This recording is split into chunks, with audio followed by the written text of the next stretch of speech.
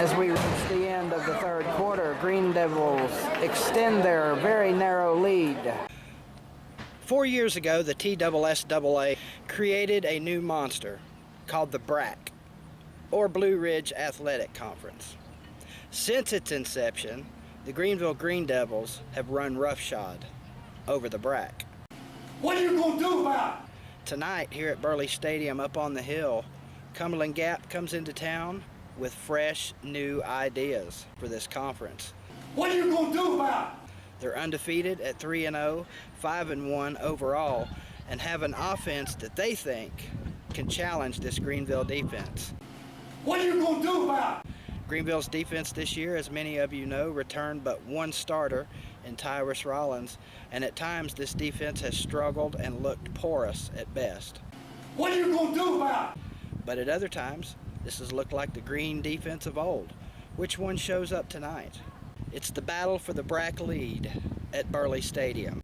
What are you going to do? The first time, well, maybe ever, that a BRAC conference game had meaning here at Burley Stadium. What are you going to do about it? Are the Panthers going to step up and challenge the old Kings? What are you going to do about it? Or will the big boy boss on the block continue to smack down all comers? What are you going to do about it? It's Greeneville. What are you going to do about it? It's football. What are you going to do about it? It's time to get it on. And that goes for the rest of you. Get there. Yeah, buddy. There you go, two. Playing a little DB tonight. Ready to go? The bees. Don't know. 1, 2, 3, go. Tonight's a good night to do it.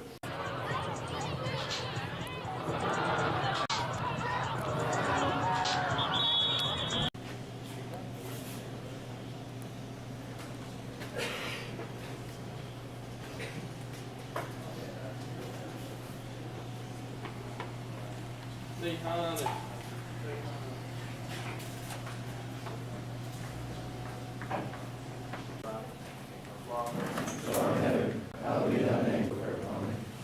Sir, you got me? Sir, let's go get it back.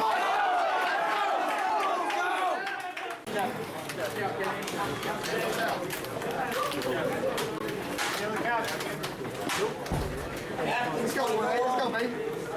Y'all ready? Yeah, sir. Are y'all ready? Let's go, Wayne. Let's go. Let's go. Show them who runs things. Let's go.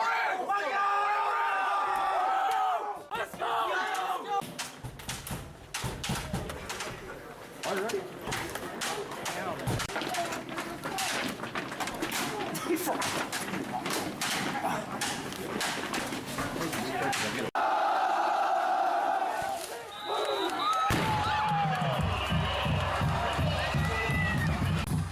Cumberland Gap seems to think they're going to come in here tonight, make some noise, and put points up on the board against the Green Devils. Have the Green team learned anything? Have they grown up? We'll find out in just a minute.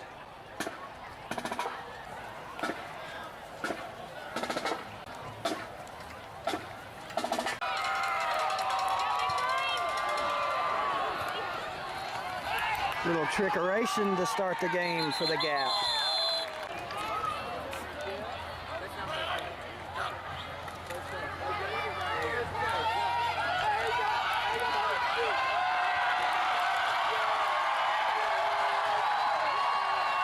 Well, I think that answered the question in the locker room. Just like that.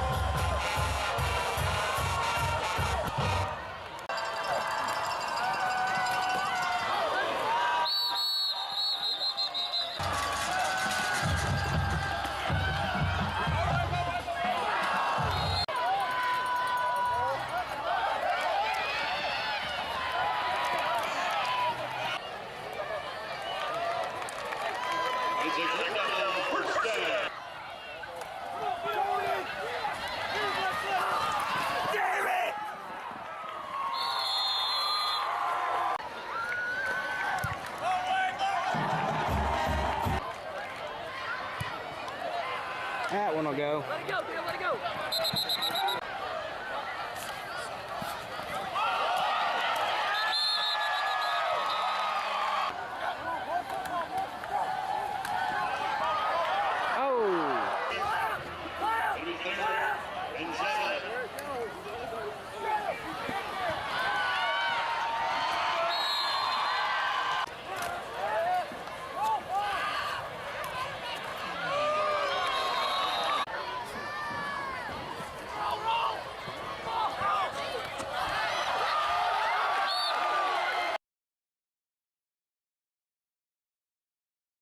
$7:53 to go in the first half. The Panthers thought that they had narrowed the gap.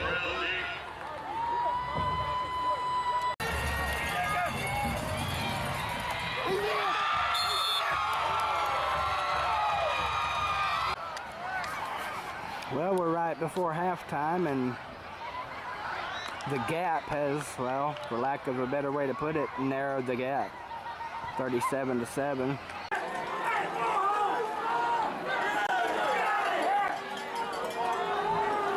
And at least one fan doesn't like it.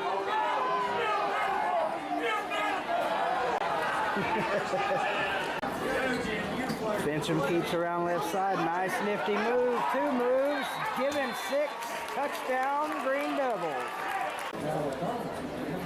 Devin helping the punt for the Panthers. 1:20 to go in the third quarter. The Panthers trailing 51-7. Deep for Greeneville, Dylan Field. Snap goes over his head. They give chase, and Greeneville will begin possession at about the 9-yard line. Cumberland Gap digs in as Greeneville sets up second and goal. And that looks like 6, and that will widen the gap and put this one perhaps out of reach. As we reach the end of the third quarter, Green Devils extend their very narrow lead to 57-7.